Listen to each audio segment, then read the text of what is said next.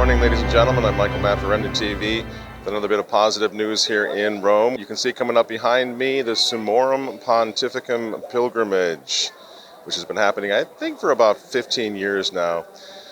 You'll see priests coming in here from the Fraternity of St. Peter, the Institute of Christ the King, diocesan priests, and they will be walking into the Basilica of St. Peter's this morning, where they will have a prayer service and a blessing at the altar of the chair. Obviously, it's a little bit depressing because I did this pilgrimage years ago for the first when it was new, and of course we went in and had the traditional Latin Mass at the altar of the chair when Pope Benedict of happy memory was still in the throne of St. Peter.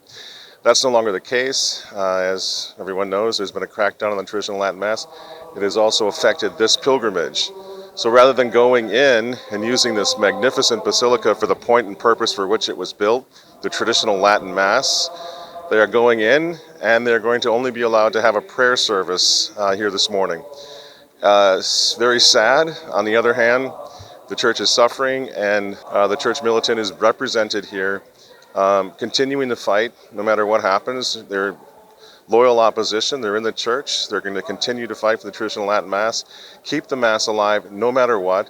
So rather than defiantly refusing to do the pilgrimage here today, they're coming anyway, even though, once again, they're not allowed to have the traditional Latin Mass at the altar of the chair at the Basilica of St. Peter. So it's a statement about what the situation is in the church today with respect to Pope Francis. It's very confusing. It's very sad. But I think what's most important, as we see behind us, the enthusiasm, many, many priests, many, many vocations, hundreds of thousands of young people and families are simply not going to give up. And they're here today to put that on display, to demonstrate that no matter what happens, the traditional Mass, the traditional Latin Mass movement is going to continue, and ultimately it's going to triumph.